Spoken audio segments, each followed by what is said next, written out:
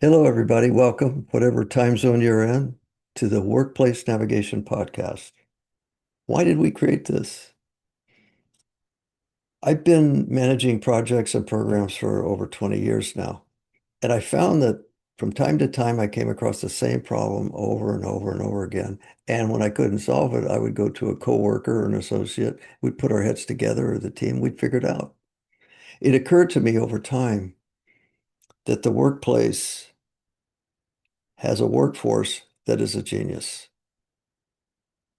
The employees collectively are a genius. They can figure out anything. And so I thought it'd be a great idea to bring in representatives from the workforce, everyday people, to come in and talk about problems they encountered and the ingenious creative solutions that they came up with, which was mutually beneficial. So you'll find that we don't cite company names or people names because this is meant to be a generic rule of thumb conclusion that we come up to. But I just love the fact that our workforce has answers that maybe aren't in the textbooks and aren't in college and aren't in training. They're practical solutions to real life problems. So please enjoy. Please watch the podcast. If you like it, click the like button. If you'd like to be featured on the podcast, we'd love to bring you on board. Just email me at info@mike-sanders.com. I'll put the email address in the description and enjoy. Thank you. So thank you for coming on our podcast today, Shareef Khwajazada. I appreciate you joining us. Of course, I appreciate you inviting me. Yeah, thank you. So before we get started, though, why don't you give us a little background on your career? What brought you to where you are today? Absolutely. I have been working now for over 5.5 years, primarily in project management, in nonprofit as well as corporate, in a diversity of industries, working with all kinds of different stakeholders.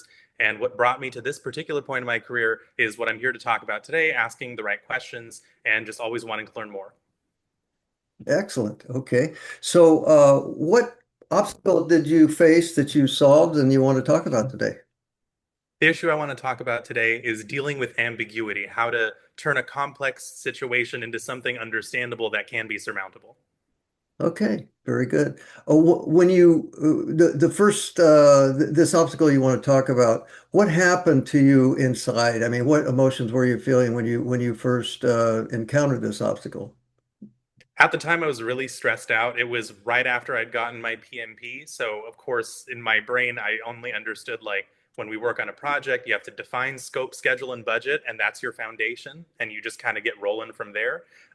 Being introduced to a project where a kind of broad idea is there, but there's no clarification and maybe a little too much freedom in terms of how to go about achieving those objectives for the project was really stressful for me because it was like this is the opposite of everything that I've learned on paper thus far. Okay. And for those that are not deeply involved in project management, you want to describe to our audience what a PMP is? Oh yeah, PMP is a project management professional certification. It's issued by the Project Management Institute. You have to take a hours and hours long test and do all kinds of really exciting trainings. But it's basically like a extra sticker of approval from the project management universe. Yeah.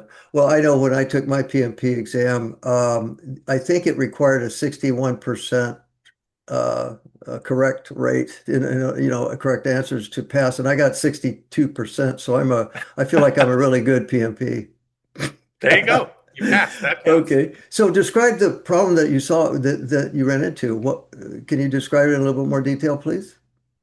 So I was new to a company, a corporate organization, and right as I had started in my fourth week, so again, brand new to the org, still learning a lot of things in terms of structure and who the stakeholders are, what have you, I was brought on to a project to put on an event for my local office. And that was about all the information I was given about it. So immediately I started asking questions. I really wanted to kind of understand what the idea was here.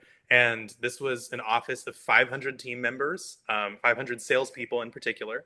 And we wanted to do something in order to kind of show that we're putting on programming that's meaningful to them. That's about it. So I asked, okay, what are some kinds of events we've done in the past? We do pretty large sales meetings. We've done, of course, like holiday parties and stuff, but there was never anything else in terms of a direct value add for these salespeople as salespeople. So Hmm. at the time, again, asking those questions, I decided let's go to the actual clients themselves, right? Let's go to the actual salespeople and see what would be beneficial to you and your business, right? Let's get curious about this issue and see what we can do with this. After a lot of conversation, it was clear that a lot of these salespeople felt there was no communication in between them throughout the region. They really wish that they knew people in different parts of the state so that they could collaborate better, maybe close deals together and things of that nature. And that ultimately led us to putting on a regional networking event that actually ended up bringing people from out of state because they were so excited by the prospect of it. It was the first time something like this had been done on the West Coast for the entire country in this company.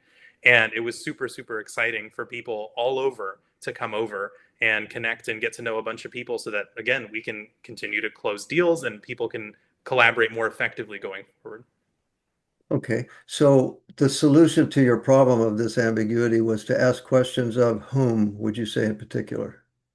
The whole organization, the people planning it, so the planning committee, that was really key to understand, do we have budget? How could we potentially get budget? How fast are we looking to do this event? Who's going to be involved in planning it?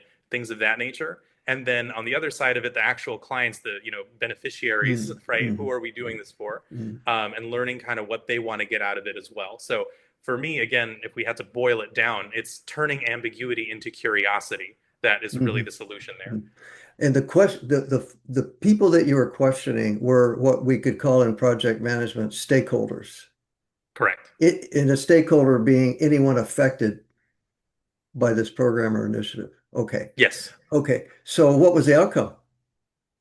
The outcome was a huge event that became annual, hosting hundreds of people now all over the country to again continue to network and continue to look forward to it as a way to kind of bring their business cards, maybe bring some displays, bring maybe a coffee vendor. We've seen all kinds of exciting things where people really want to stand out so that these salespeople can get to know one another. And anytime they need a referral or anything like that, they can reach out to one another because they have a portfolio. A question to you. Even if you're given a list of scope or a scope, in full, would you nowadays, after your knowledge, validate that with the same schema and ask questions? Even though that Absolutely. you're given a scope, you would validate that scope with the same process of asking questions of all these stakeholders. Absolutely. I think that Yeah. definitely now with this information, you can have a project that says, bring me a rock, right? Mhm. Okay, we have an idea of kind of what we're going for there, but how big is the rock? Yeah. Like Yeah. what kind of rock, right? Like, Yeah. Right. how would you like me to bring it to you? When would you like me to Yes. bring it to I you, right? love The it. more questions and answers, the I love better. it. So let's say we make a draft rule out of this. Sharif's rule number 1642. And by the way, 1642 was the first graduating class of Harvard. I don't know if you know that. Anyway, I, Sharif's rule 1642. What would that generic rule be facing similar situations? How would you define that rule? I would say turn when faced with ambiguity, turn it into curiosity, right? When you're faced with a complex, amorphous issue, ask a lot of questions. And sometimes that doesn't mean just the stakeholders, right? Because you can ask stakeholders questions and they may not Mhm. have those answers for you, right? Sometimes it's also asking, what can I do here, right? What innovation, what gaps are there that we're not thinking about and bringing that to the table and pitching it as, what if we did this? Could we try this, right? Turning that ambiguity into curiosity is always going to help you solve that issue. Oh, wow. I just love it, Sharif. If anyone wanted to get in, thank you. If anyone wants to get in touch with you to talk more about this or to collaborate on other things, how could they get in touch with you, sir? I'm always reachable on LinkedIn. We can add that to the description and just Okay. send me a connection request and Okay. I'll be happy to connect. Okay. Well, thank you for joining us today, Sharif, and appreciate it. And look forward to talking to you more about other things in the future. Thank you for having me. Take care.